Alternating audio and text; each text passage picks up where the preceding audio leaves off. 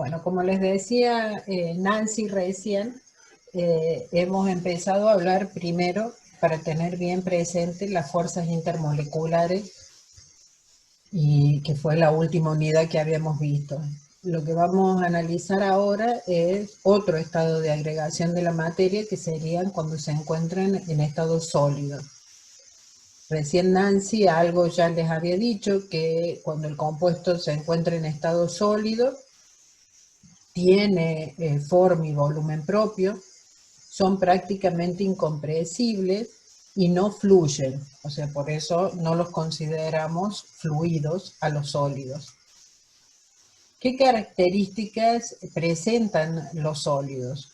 Sus fuerzas intermoleculares son muy intensas, por lo tanto, las partículas, que pueden ser iones, átomos, moléculas, dependiendo del sólido que estemos hablando, se mantienen en posiciones fijas. No son compresibles porque las partículas se encuentran muy próximas una a otra y entonces no existe un espacio libre entre ellas, entonces es muy difícil poder comprimirlas. Tengan presente que si yo me encuentro en estado gaseoso, las partículas o las moléculas se encuentran en movimiento y existe mucha espacio entre cada una de ellas, por eso es que a los gases los podemos comprimir.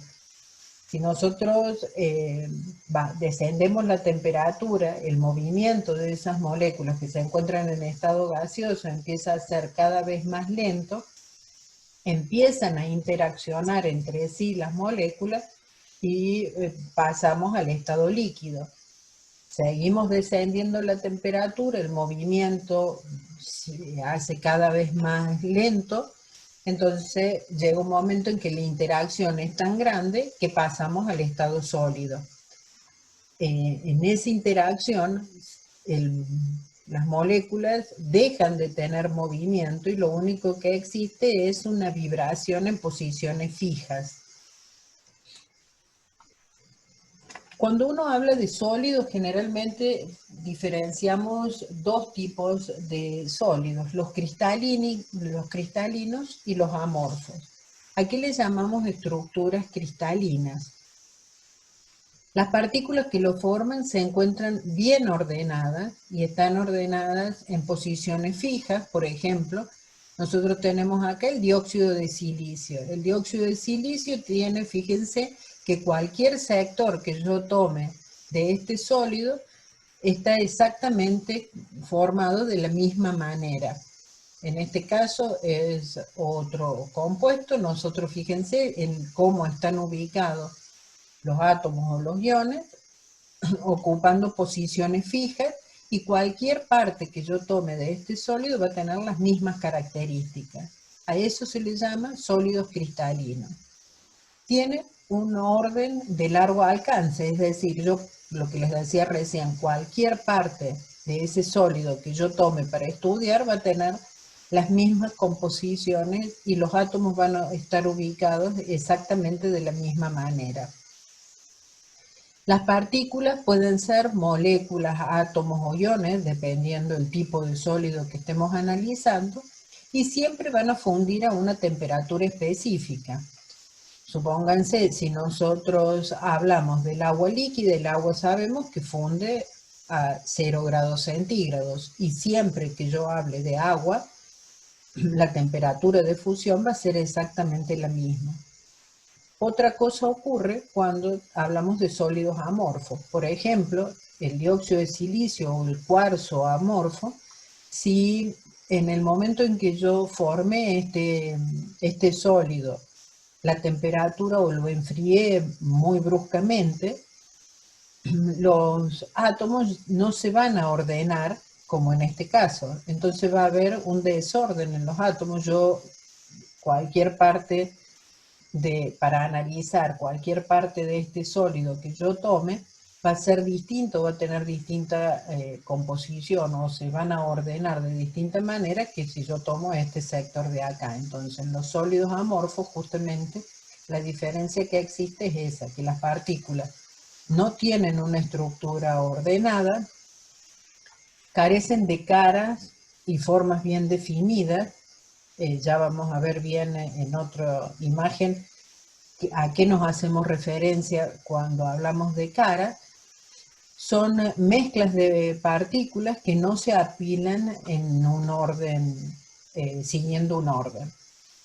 No tienen un orden de largo alcance, están compuestos por moléculas grandes y complejas y funden en un amplio rango de temperatura. Y las fuerzas responsables de la estabilidad de un sólido pueden ser o iónicas o covalentes o Van der Waals, dependiendo del tipo de sólido que estemos analizando. Esto es lo que yo les decía de los sólidos cristalinos. Los sólidos cristalinos, si yo rompo un sólido cristalino, se va a romper de acuerdo a cómo están ordenados sus átomos. Siempre vamos a hablar en un sólido de una cara, de un vértice o de una arista o borde. Siempre que nosotros rompamos el sólido, se va a romper siguiendo el tipo de estructura que tiene. Distinto ocurre si nosotros rompemos, por ejemplo, un sólido amorfo. Para que ustedes tengan idea, si yo rompo, por ejemplo, un vidrio, le golpeo un vidrio, fíjese que se forman astillas y la rotura del vidrio se hace en cualquier sentido, no voy a tener siempre el mismo tipo de cara. En cambio, si yo tomo, por ejemplo, el sodio y rompo un pedazo de sodio, que puede ser este que ustedes tienen acá, se va a romper siguiendo siempre el mismo tipo de ruptura, o sea, manteniendo ese tipo de acuerdo al tipo de cristalización que tiene. ¿Qué tipo de sólidos conocemos? La clasificación tiene que ver con lo que le decía recién Nancy, las fuerzas cohesivas que tiene ese sólido y de acuerdo al tipo de enlace que tenga. Entonces, ¿cómo los diferenciamos? En iónicos, covalentes, moleculares y metálicos.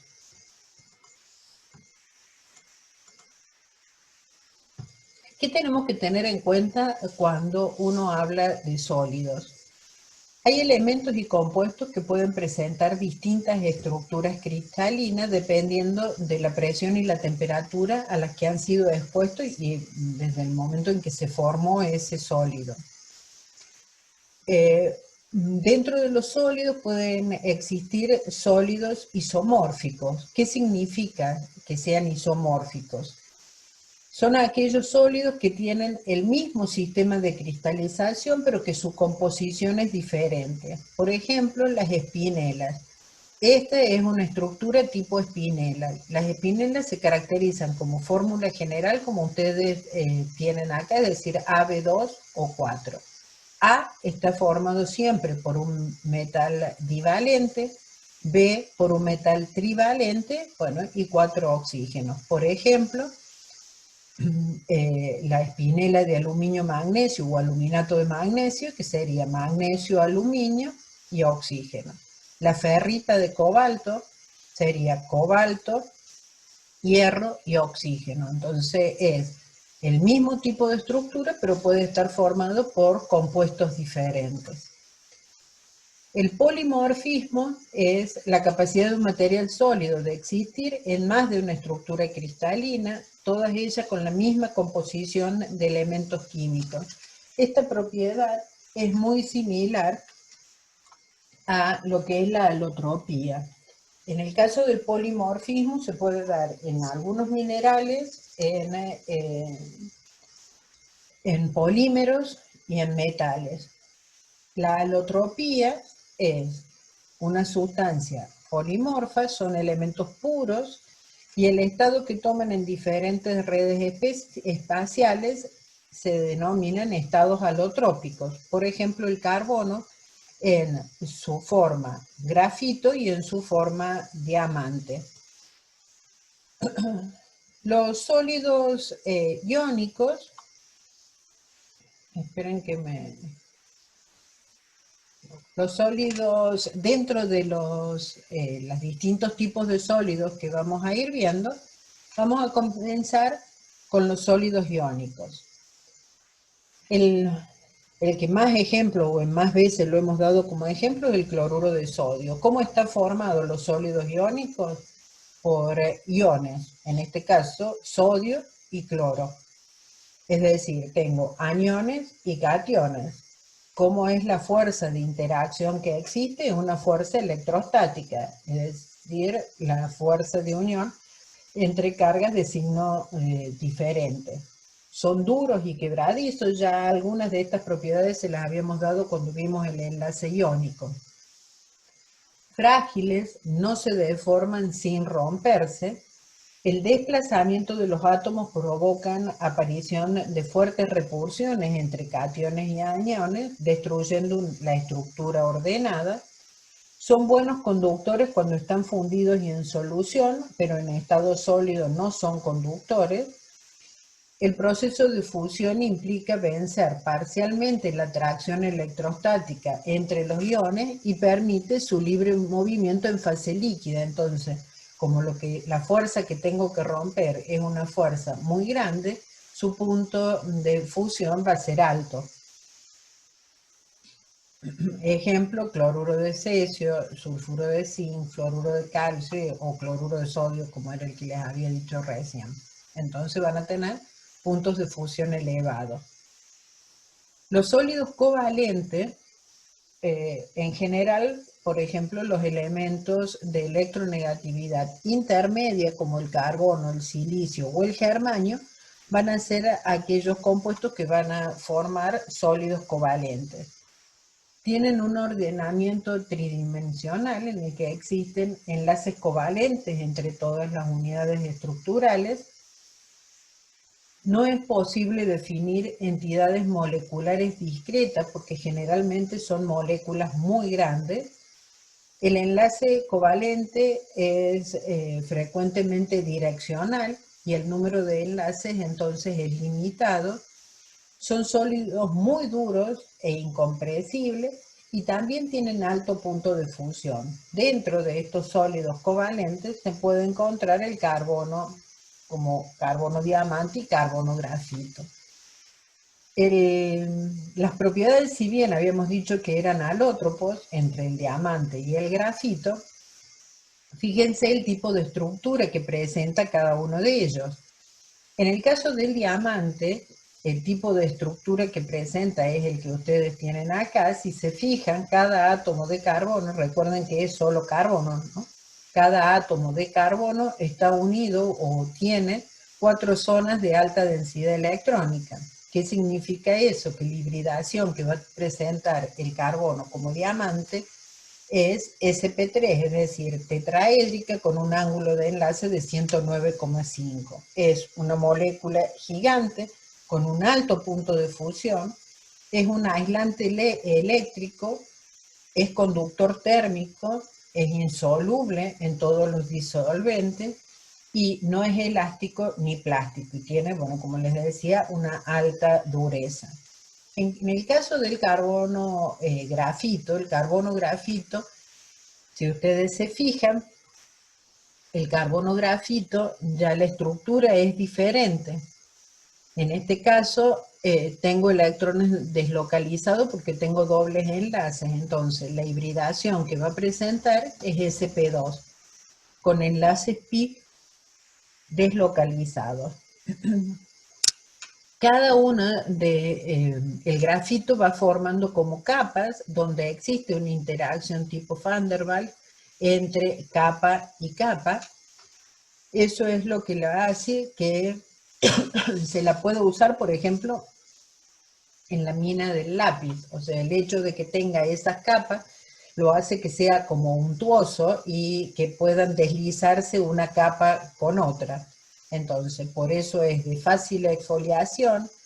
Es conductor en dirección de las capas, pero aislante perpendicular a las mismas. Es decir, que yo voy a poder conducir la corriente eléctrica en esta dirección, pero la corriente eléctrica no se conduce en esta dirección. Es blando y se lo usa como lubricante, por eso es que le decía que era una consistencia untuosa. Si nosotros viéramos cómo es la nube de electrones en cada átomo de carbono del grafito, veríamos los P que no están hibridados y que formarían los enlaces deslocalizados por encima y por debajo de cada uno de estos planos. Entonces, el tener electrones deslocalizados entre estas capas es lo que hace que en esas direcciones yo pueda conducir la corriente eléctrica. Otro ejemplo que hay de este tipo de cristales es la arena o el dióxido de silicio. Si al dióxido del silicio se lo calienta alrededor de 1600 grados centígrados, se rompen esos enlaces silicio-oxígeno,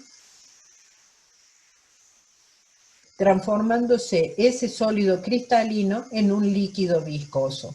Cuando ese líquido o ese fluido se lo enfría, algunos enlaces de ese silicio-oxígeno se forman sin seguir un ordenamiento determinado, dando lugar a un sólido amorfo o vidrio de cuarzo, que era el ejemplo que le daba yo recién como sólidos amorfos.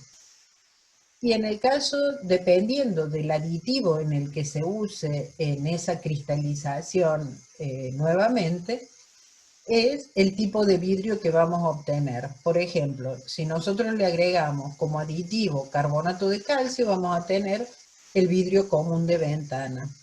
Si nosotros le agregamos al vidrio óxido de boro, vamos a tener a los vidrios que se conocen como borosilicatados o de borosilicato, que tienen elevado punto de fusión y es a lo que nosotros generalmente lo conocemos como vidrio Pirex, que se utiliza mucho tanto en cocina como en el laboratorio porque son mucho más resistentes. Entonces, lo que les decía, de acuerdo también si usamos, por ejemplo, metales de transición, va a ser el color que vaya a tener ese vidrio.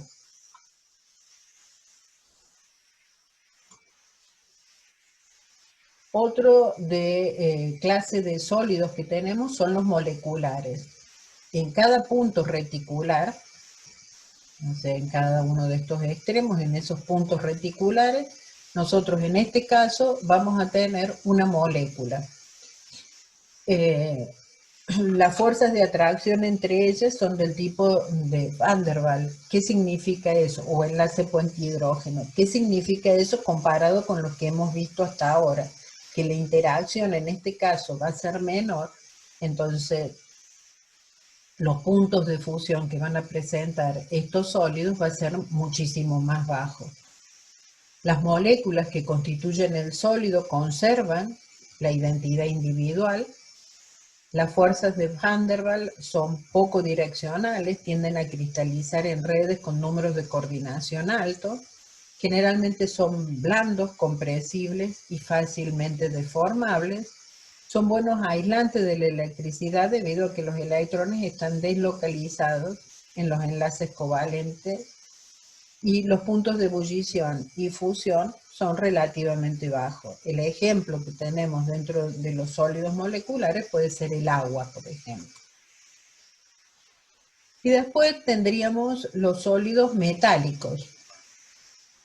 ¿Qué es lo que tenemos en los sólidos metálicos? Los metales son sistemas sólidos donde cada punto reticular está formado por un átomo unido por fuerzas de enlace metálico. Cada punto reticular, les decía, es el átomo.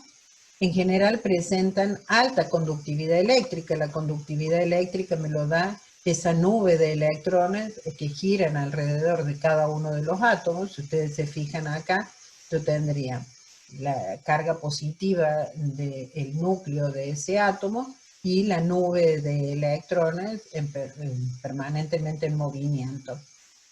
En general, entonces, presentan alta conductividad eléctrica y térmica Y en general cristalizan como cúbicos centrados en el cuerpo, cúbicos centrados en las caras y hexagonal compacto. Si ustedes se fijan y toman la tabla periódica y ven cualquiera de los metales que tienen ahí en la tabla periódica, fíjense que tienen un simbolito del tipo de cristalización que presenta ese metal. Entonces, como para resumir el tipo de cristalización que tiene cada uno de los compuestos, es ¿qué tipo de sólido tenemos? Si el sólido es metálico o un cristal metálico, entonces las partículas que lo forman son cationes en lugares localizados y electrones deslocalizados. El tipo de fuerza de atracción que tienen son orbitales moleculares deslocalizados. La propiedad más marcada que presentan este tipo de cristales es que conducen el calor y la electricidad. Ejemplo, bueno, cualquier metal que ustedes tengan en la tabla periódica, sodio, plata, cobre, hierro, cualquier metal. Dentro de los cristales iónicos tenemos que las partículas que lo forman son cationes o aniones, de hecho está formando ese enlace iónico. La fuerza de atracción que existe es electrostática y la característica más marcada es que son duros y quebradizos, elevado punto de fusión, baja conductividad eléctrica como sólidos, pero pueden conducir la corriente eléctrica o fundidos o en disolución acuosa. Y el ejemplo, bueno, cualquier compuesto que presente enlace iónico, cloruro de sodio, cloruro de potasio, óxido de calcio. Los cristales moleculares. Las partículas que lo forman son moléculas. Las fuerzas de atracción son Van der Waals, es decir, son fuerzas de atracción débiles. Entonces, por ende, van a tener bajo punto de fusión, baja conductividad eléctrica, son blandos. Y el ejemplo puede ser dióxido de carbono, yodo, agua. Los que presentan cristales de red covalente, las partículas que lo forman son átomos.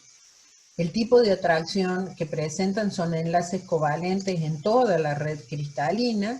Y las propiedades más destacadas es que son muy duros, de elevado punto de fusión. Y en este caso, fíjense, yo acá como característica general no le puse ni que conducen o no conducen la corriente eléctrica porque va a depender del tipo de sólido que estemos analizando, del compuesto que estemos analizando.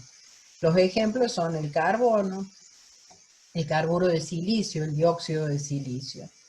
Y cuando hablamos de sólidos amorfos, son grupos de moléculas, el tipo de atracción que pueden tener pueden ser varios, porque depende del tipo de sólido amorfo que estemos analizando, y la característica más marcada es que no tienen un punto de fusión definido, funden en un rango de temperatura.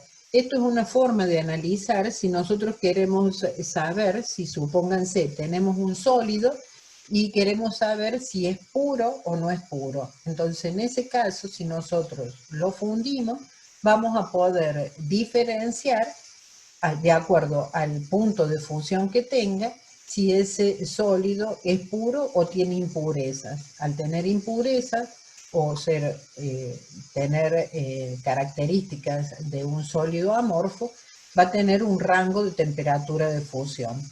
Dentro de ellos se encuentra el vidrio y el plástico. Ahora bien, yo recién les decía, cuando vimos la primera o la segunda filmina, les decía de que el sólido uno lo puede romper y puede analizar una determinada sector, y ese sector se va a repetir exactamente de la misma manera, y por ende eso significa que yo, analizando solo una pequeña porción de ese sólido, como se repite n veces, podría analizar las características del sólido completo.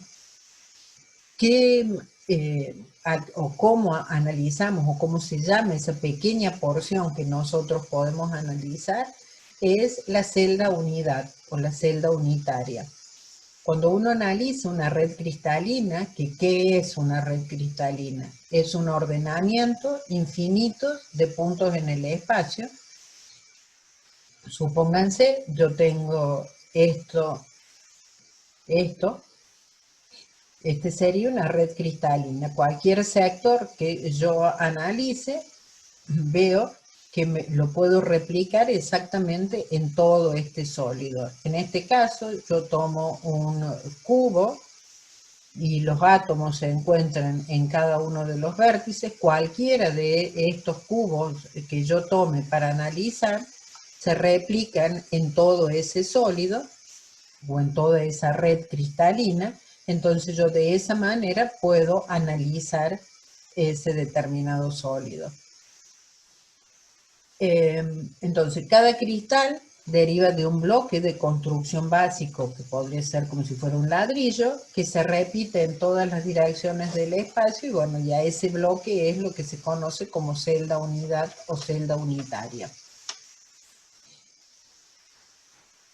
Acá el ejemplo que si fuera el cubo, yo tendría el cubo, en cada uno de esos vértices tengo un átomo, un ion o una molécula, y puede también que tenga uno en el centro. Ya vamos a ir viendo o analizando distintos tipos de redes.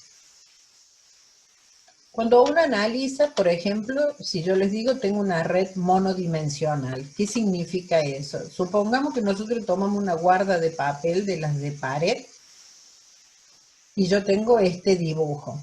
Yo no es necesario, quiero que me lo impriman exactamente igual. No es necesario que le lleve toda la guarda de papel para que me impriman lo mismo. Entonces yo con que tome un espacio, las medidas que tengo hacia el dibujo y la distancia que hay entre dibujo y dibujo, yo puedo replicar exactamente lo mismo.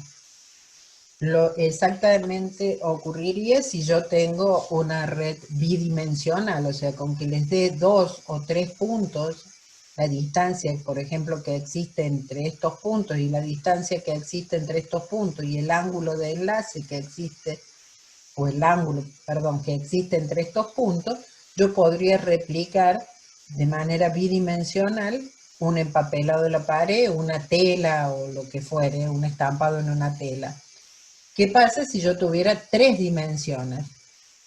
En el caso de tener 3 dimensiones, por ejemplo, como estamos hablando en este caso de las redes cristalinas de un sólido, yo tendría que definir, por ejemplo, tamaño de la arista, ángulo y distancias que existen para poder definir o replicar este sólido en n veces para poder describir ese sólido. Este sería el atomium de Bruselas, que es como cristaliza, por ejemplo, el hierro. ¿Qué significa eso en esas redes tridimensionales? Las redes que se analizan son varias y se las conoce como redes de Bravais. ¿Nosotros qué tendríamos que definir para ver el tipo de cristalización? Yo tengo que definir tamaño de la arista, altura, o esta distancia también de la arista. O sea, en este caso, como es un cubo, serían exactamente la misma, pero en este caso yo tendría que definir esta distancia y esta distancia. Entonces eso es, yo tengo que definir las 3 distancias, A, B y C. Pero también tengo que definir el ángulo.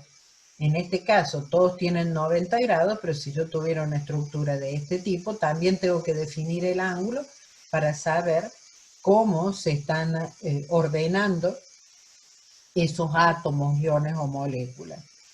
Si ustedes se fijan en la tabla periódica, van a tener diferentes tipos de cristalizaciones, y dentro de ese tipo de cristalizaciones se encuentran el cúbico, el tetragonal, el ortorrómbico, el monocíclico, el triclínico y el hexagonal. Lo que nosotros vamos a analizar ahora, o solo en química general, es las cúbicas, las simples, las centradas en el cuerpo y las centradas en las caras. ¿Qué pasa si nosotros tenemos el cálculo o cómo calculamos los átomos en una cúbica simple, la celda a lo que se conoce como celda unidad primitiva. Supongamos que nosotros tenemos un cubo. Yo tengo acá los cubos, después si quieren, cuando les saque la filmina se los muestro para ver si así se dan cuenta más fácilmente.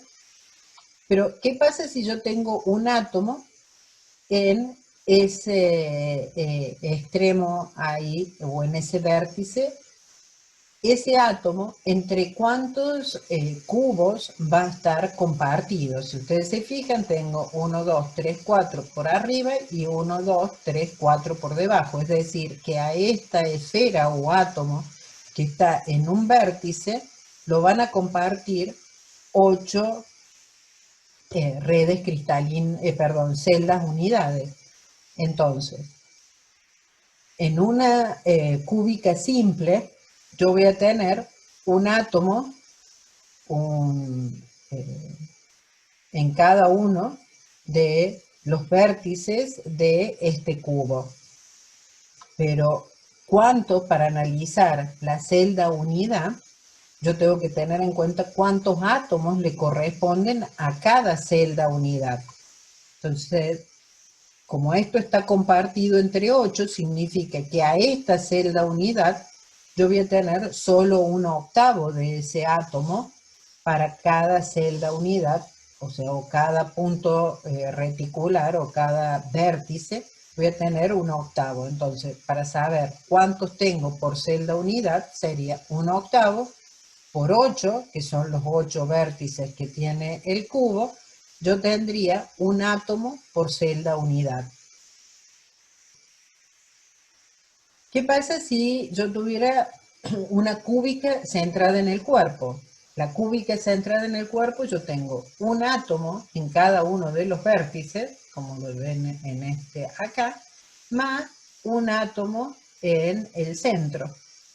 Entonces, los de los vértices sería exactamente igual que recién con la cúbica simple, sería 1/8 por 8, que sería los que tengo en cada uno de los extremos. Pero por cada celda unidad, yo tengo uno entero en el centro.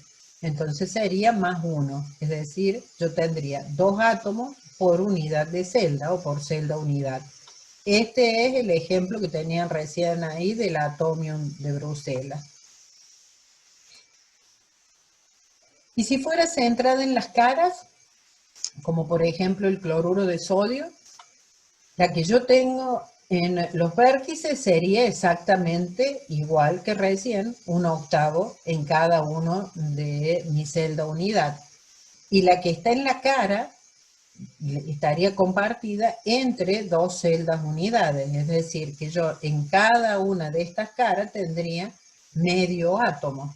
Entonces, ¿cómo calculo la cantidad de átomos por celda unidad? Sería 1/8 por 8, que serían todos los que se encuentran en los vértices, más 1/2 por 6, 1/2 porque solo tengo media esfera en cada cara, por 6, que serían las 6 caras de cada uno de estos cubos. Entonces tendría 4 átomos por celda unidad. ¿Qué pasa en el cloruro de sodio? Que si bien está como cúbica centrada en las caras, el cloruro de sodio tiene esta estructura. Si ustedes se fijan, tengo, aparte de tener los vértices ocupados por, en este caso puede ser sodio o cloro, es indistinto porque eso depende de dónde yo corte para armar mi celda unidad. Fíjense que si yo lo hubiera hecho así, los vértices estarían ocupados por este elemento. Entonces, en este caso, fíjense que yo tengo en los vértices, pero a su vez tengo en las aristas también. Entonces, ¿cómo calculamos en este caso? 1/8 por 8 sería los que tengo en los vértices, más 1/2 por 6, que serían los que tengo en las caras. Esto sería exactamente igual a lo que calculamos recién. Yo tendría 4 iones por celda unidad. Supónganse que yo digo, bueno, tengo 4 sodios por celda unidad. Ahora, ¿cómo calculamos los que se encuentran en las aristas? Que serían estos que ustedes tienen acá. El que yo tengo en las aristas lo voy a tener en el centro. Si ustedes lo ven, ahí se ve el azul que está en las aristas y en el centro. Entonces, ¿cómo calculo las aristas? Las aristas, si yo tuviera un átomo acá, ¿por cuántas unidades de celda estaría compartido? En este caso estaría por esta, una que esté al lado, otra que esté acá, otra acá. Es decir, yo tendría 4 celdas unidad que me estarían compartiendo el átomo que se encuentra en esta arista. Entonces sería un cuarto por cada celda unidad. ¿Y cuántas aristas tengo? 1, 2, 3, 4, 5, 6, 7, 8, 9, 10, 11 y 12. Las aristas que yo tengo en un cubo. Entonces sería un cuarto por 12. Más 1, que sería la que está en el centro. Entonces tendría 4 iones por celda unidad. Si estos son sodios, estos serán cloruros. Y esto es a lo que nosotros les hacíamos referencia de las unidades formulares. O sea, yo voy a tener 4 iones y 4 iones cloro, 4 iones sodio por cada unidad de celda. Ahora bien, vieron que recién cuando yo les analizaba, les mostraba ahí las redes de Bravais, que les dije que necesitábamos saber cuál era el valor de la arista, cuál era el valor del ángulo. Bueno, en este caso, como son cúbicas, el ángulo siempre va a ser 90 grados, pero ¿cómo calculamos el valor de la arista? Si es cúbica simple, es decir, que yo tengo solamente un átomo en cada uno de los vértices, al ser esta cúbica simple, yo tendría algo similar a esto. Es decir, la arista esta, o esta, o esta, sería exactamente lo mismo, cualquiera yo tome, que está formada porque yo tengo un radio y otro radio del átomo. Es decir, yo en cada arista tengo 2 veces el radio. Entonces yo puedo calcular el valor de la arista si conozco el radio, o viceversa, si conozco el radio, determinar el valor de la arista. ¿Qué pasa si la tenemos una cúbica centrada en las caras? En este caso tendríamos en cada uno de los vértices tendríamos un átomo, pero fíjense que si yo acá quisiera tomar el valor de la arista y relacionarlo con el átomo, no lo podría relacionar porque tengo espacios vacíos. Entonces, no lo podría relacionar igual que recién en la cúbica simple.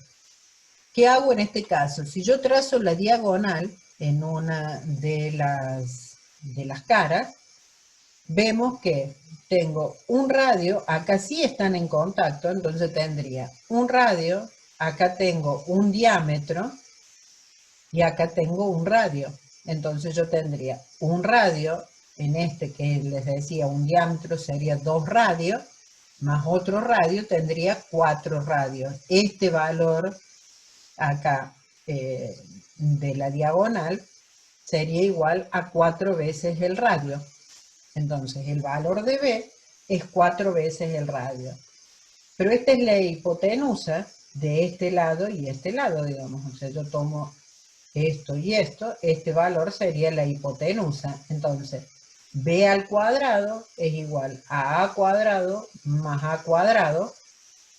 Entonces, B cuadrado es igual a cuadrado más A cuadrado. Pero B cuadrado, ¿a qué es igual? A 4 veces el radio. Entonces, reemplazo este B cuadrado por 16 radios al cuadrado y vemos que es igual a 2 veces A al cuadrado. Entonces, ¿cómo calculamos la arista? Como 2 y pasaría dividiendo al otro miembro, y la raíz cuadrada de r lo puedo sacar, me quedaría raíz cuadrada de 8 por r. Entonces, la arista se relaciona con el radio cuando es cúbica centrada en las caras como a es igual a la raíz cuadrada de 8 por r, por el radio. ¿Y qué pasa si tenemos cúbicas centradas en el cuerpo? En este caso, si nosotros hacemos como la cúbica simple, queremos sacar el valor de la arista, vemos que tenemos espacio vacío acá, entonces en ese caso no podemos analizar ese valor de la arista de esa manera. Si nosotros analizamos la diagonal, como hicimos recién en la cúbica centrada en las caras, tampoco, porque yo acá tengo espacio vacío y no sé cuánto es ese espacio que yo tengo.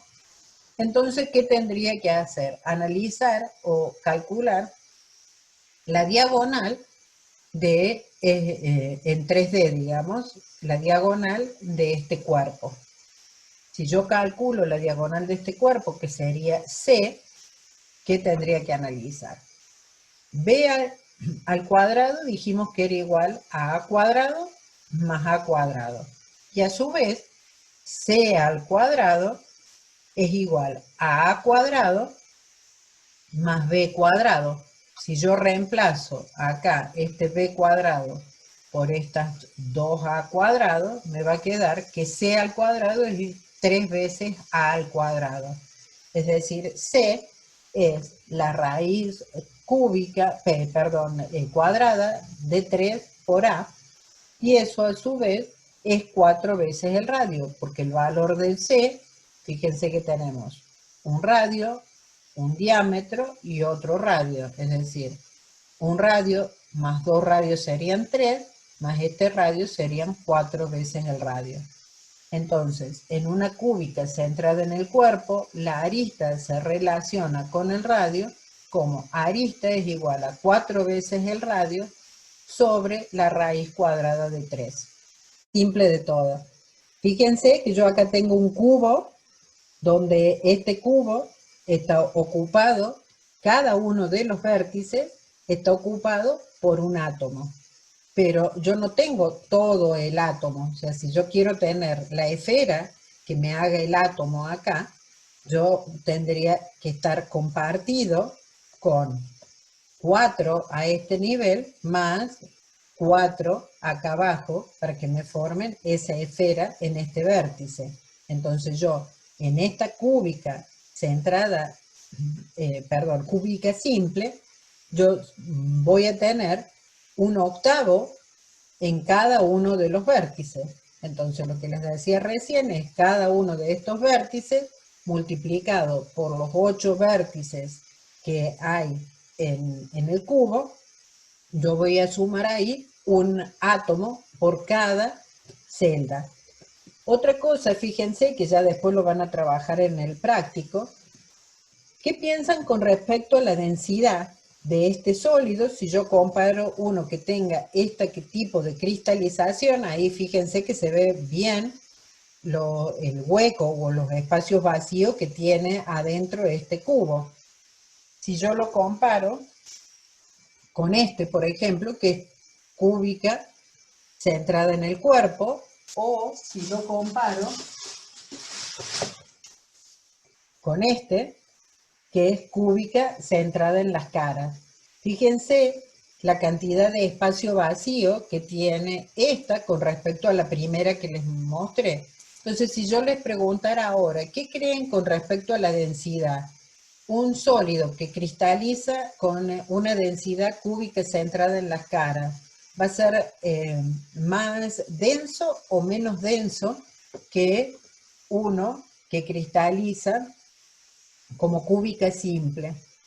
O sea, este va a ser mucho más denso que este porque el espacio dentro de este cubo está ocupado por átomos totalmente, mientras que en este yo tengo mucho más espacio vacío. Entonces, la densidad en este caso va a ser mucho menor. Espero que se haya entendido mejor.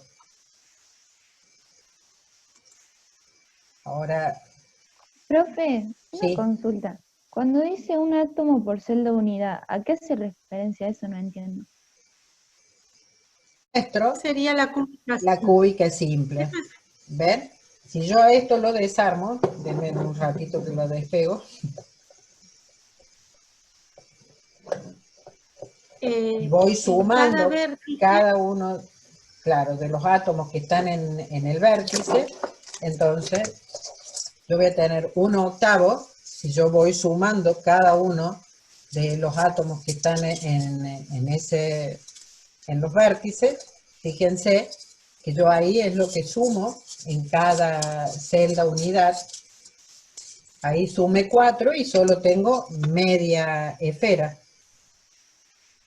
¿sí? Para que me crean, en el ahí, cubo yo tengo los otros 4 que me harían la esfera. Entonces, por cada celda unidad, yo voy a tener un átomo de lo que fuere que cristaliza de esta manera. No sé si te quedó claro, no sé quién preguntó. Sí, sí, ahora me di cuenta. Claro, claro, entonces, está muy bien. de esta manera, o sea, yo como no puedo desarmar cada celda unidad para contarlo, digamos, la forma de hacerlo es como les presentamos acá. Es decir,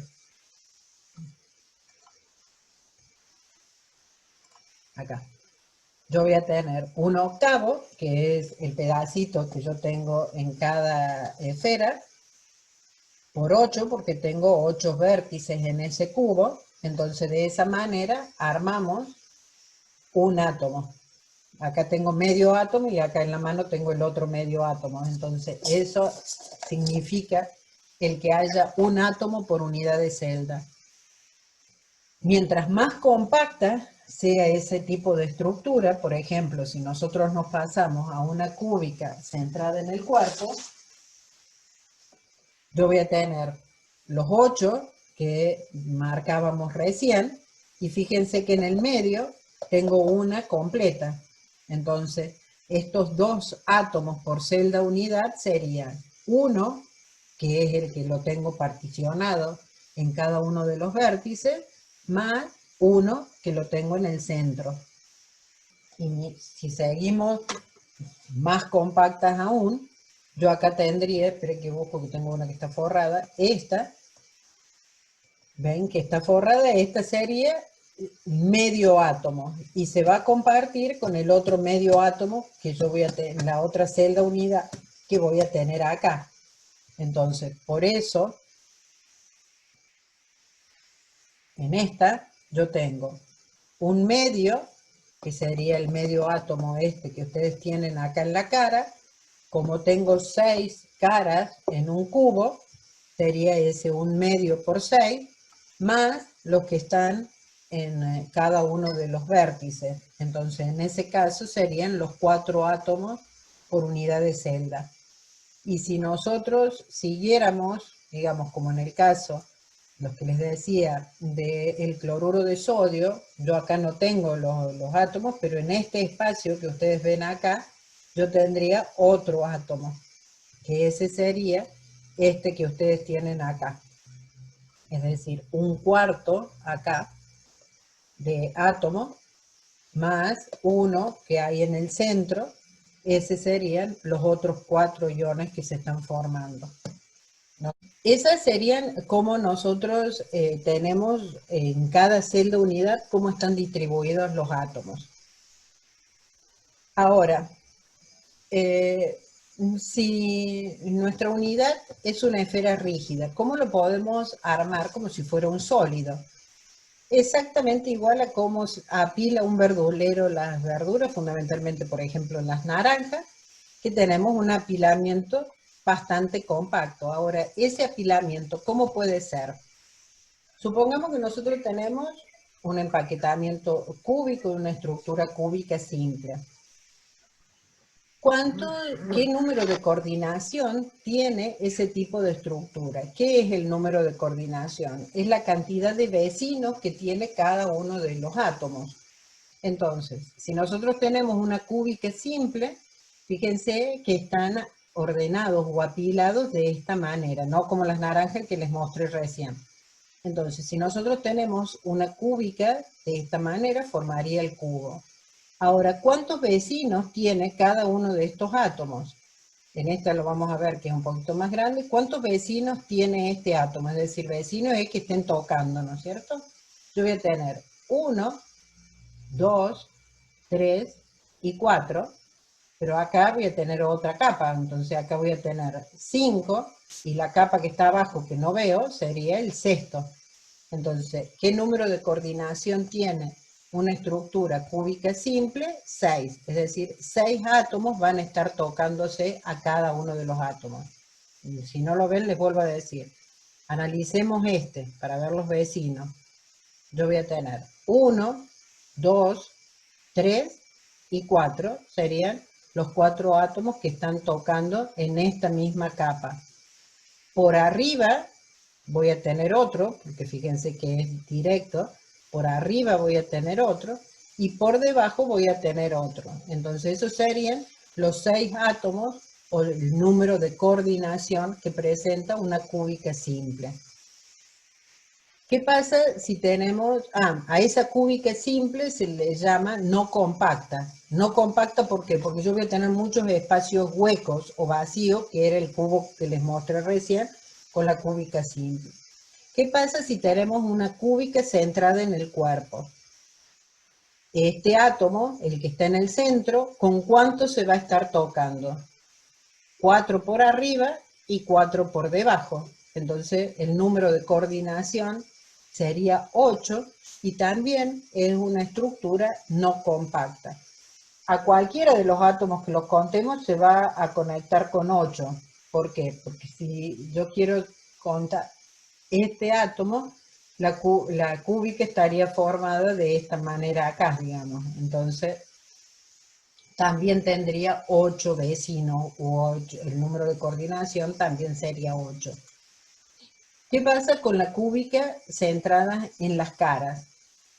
En este caso, la cúbica centrada en las caras, nosotros vamos a tener un grado de coordinación de 12 y en ese caso se dice que es compacta.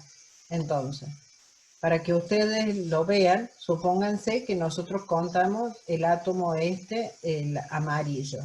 ¿Con cuáles son sus vecinos? Tengo 1, 2, 3, 4, 5, 6.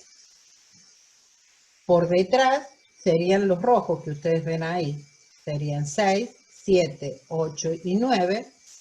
Y viniéndose para el lado mío, digamos, de la pantalla, tendría 3 más coincidiendo con los rojos. Serían 9, 10, 11 y 12, y esos serían los 12 vecinos que tiene este átomo. A ese se dice que cuando es cúbica centrada en las caras, el grado de coordinación es 12 y esa estructura es compacta. Y esa estructura compacta significa que tengo muy poco espacio vacío entre los átomos.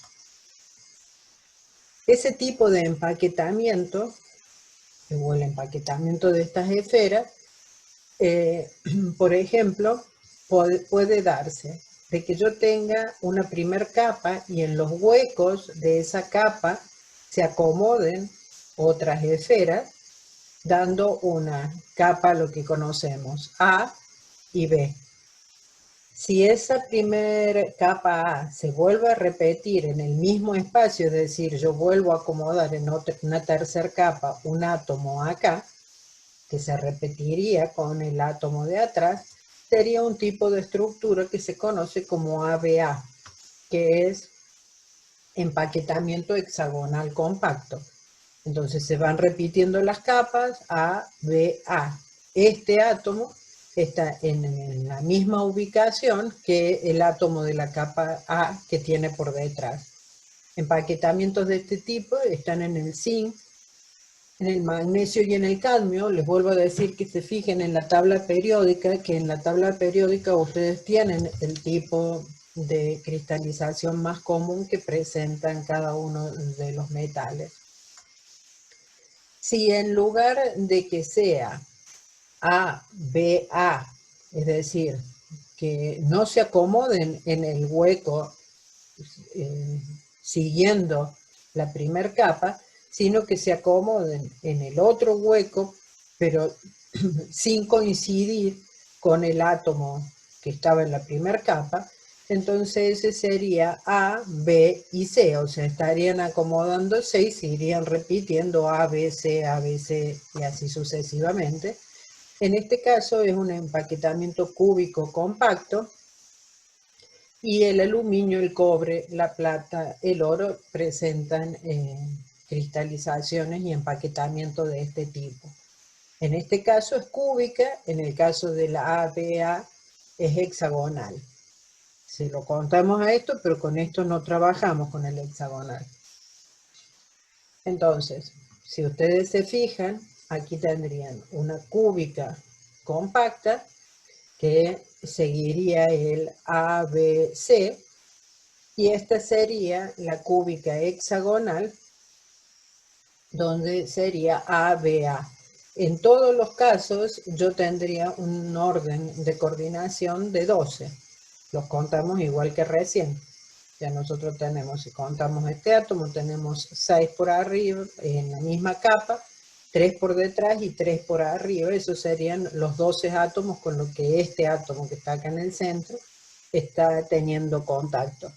Entonces, cualquiera de los dos, así sea una cúbica compacta de empaquetamiento ABC o una hexagonal compacta de empaquetamiento ABA, el número de coordinación va a ser de 12. Si nos fijamos acá, tendríamos en el átomo central los 6 en el mismo plano, 3 por detrás y 3 por arriba. Entonces serían los 12 átomos que están en contacto.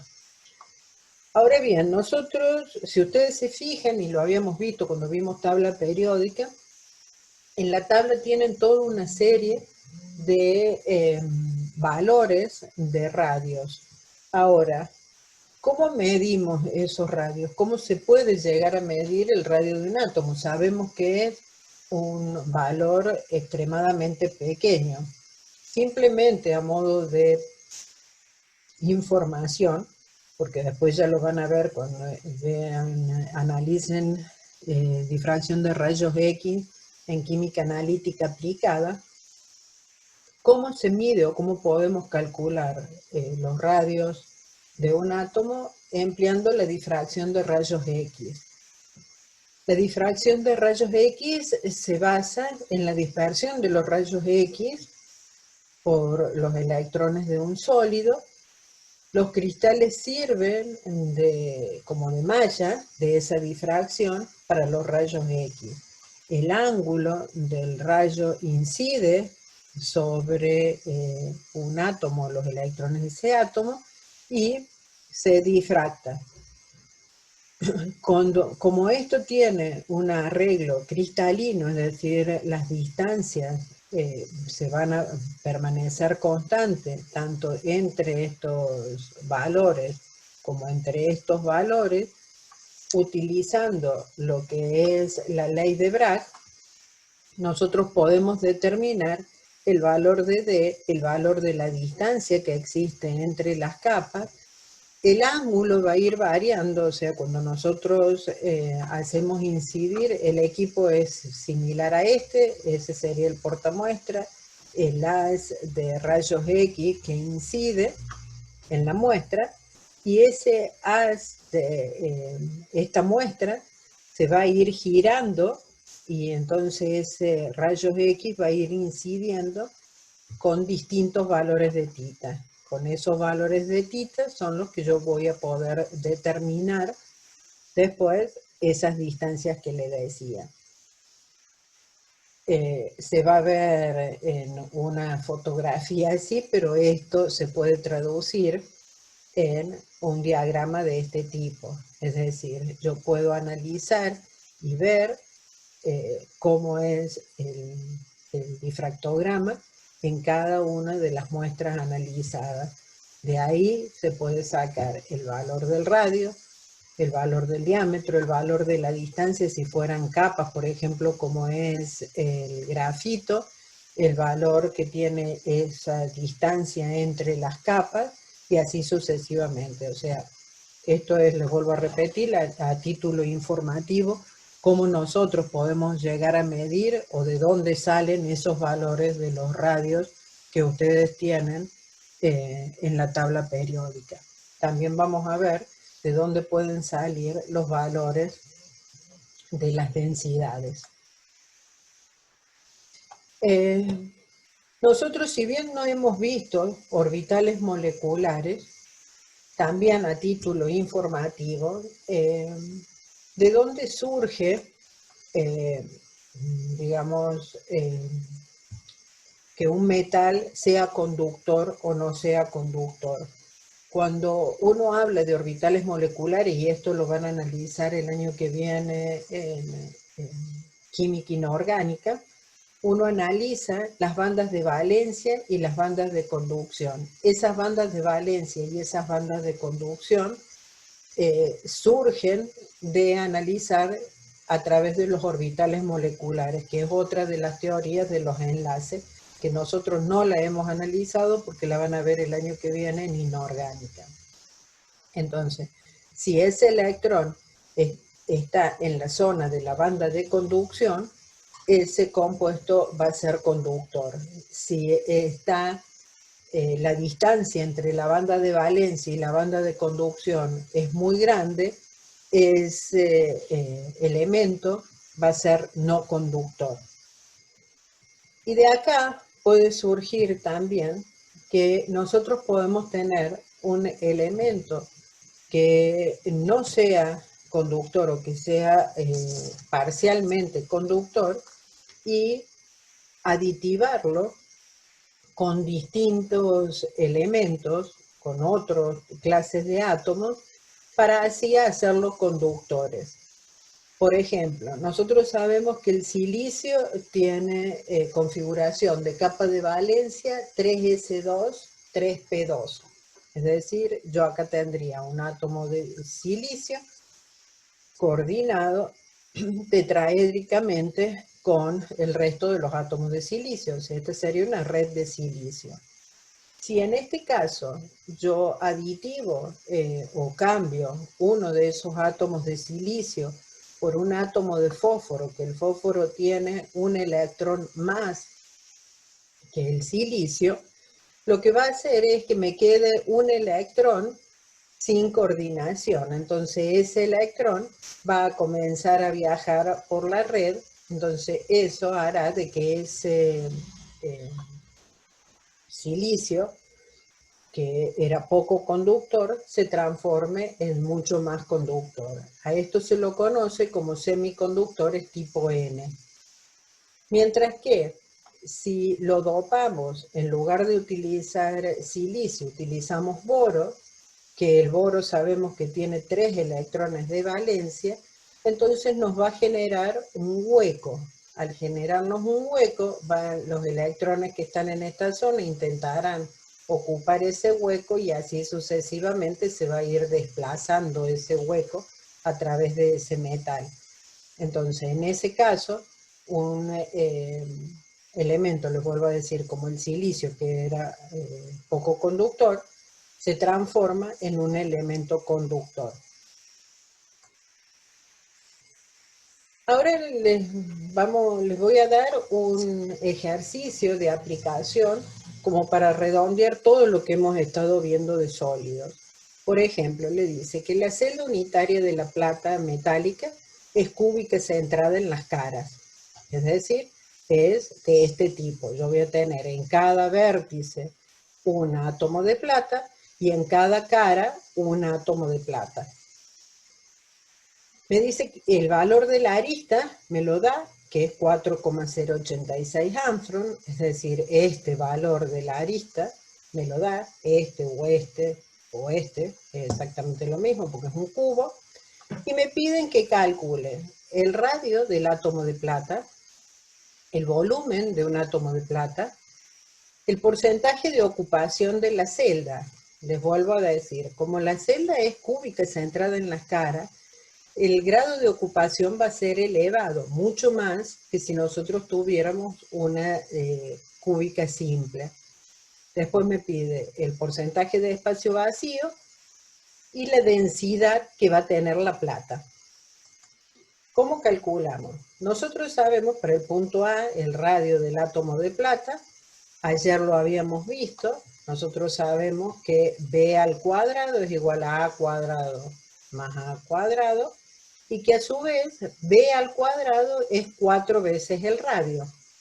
Entonces, nosotros podemos calcular esto, que B al cuadrado sería 2 veces A al cuadrado. Si yo le saco la raíz cuadrada, el valor de A lo tengo, entonces B sería la raíz cuadrada de 2 por A al cuadrado, lo que B me daría 5,778.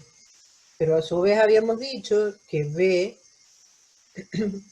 era igual a 4 veces el radio. Es decir, B es 4 veces el radio, de ahí despejo el radio, y me da que el radio de la plata es 1,444 Armstrong. O sea, ese sería el primer cálculo de cómo calculamos la plata, el radio de la plata. Si ustedes se fijan, después comparen con los valores que tienen en la tabla periódica, y son valores del orden, de ese orden de magnitud. ¿Cómo calculamos el volumen de un átomo de plata? Lo asemejamos a una esfera. Entonces, si yo tengo el radio, puedo calcular el volumen de un átomo de plata. El volumen sería el volumen de una esfera, que sería 4/3 de pi por radio al cubo, lo que me daría 12,61 Armstrong al cubo.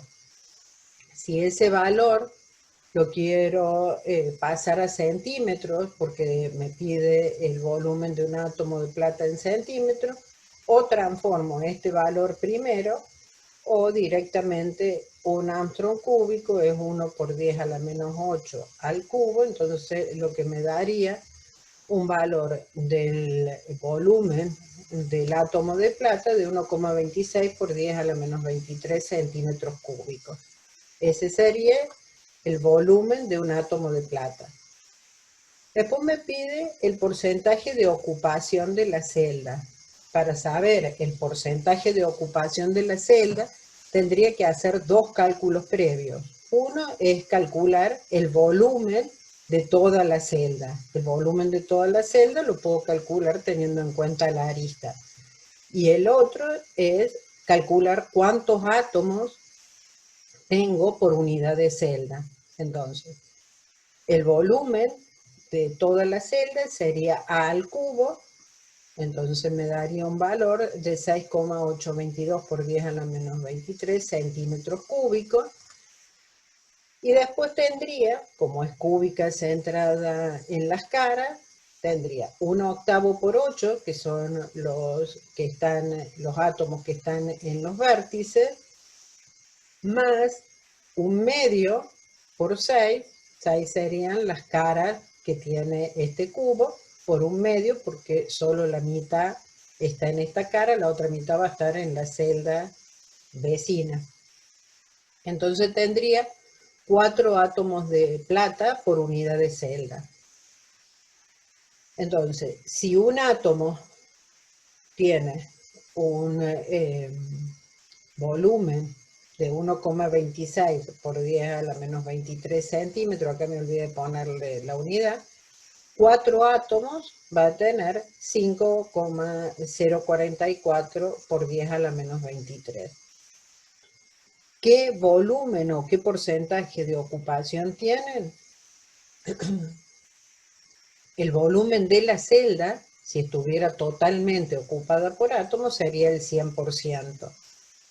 La cantidad de centímetros cúbicos que me ocupan 4 átomos serían los 5,044 por 10 a la menos 23, lo que me da un porcentaje de ocupación del 73,94%. Después pregunta el porcentaje de espacio vacío. Ese lo calculo restando directamente 100 al porcentaje de ocupación que hay y tendría un 26,06% de espacio vacío.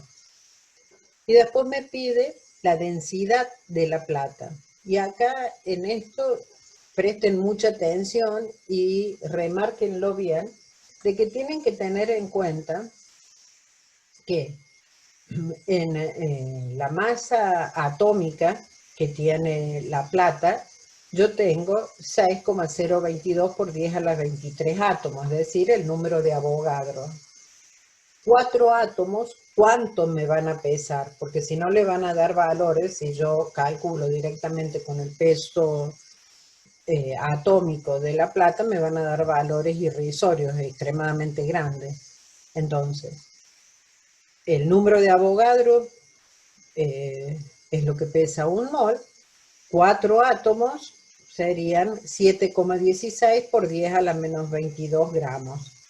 La densidad, que sabemos que es masa sobre volumen, entonces reemplazando la masa de los 4 átomos sobre el volumen de la celda, es decir, los 6,822 por 10 a la menos 23, me da una densidad de 10,5 gramos por centímetro cúbico, que es más o menos la densidad de la tabla, de la plata, perdón, que figura en la tabla periódica.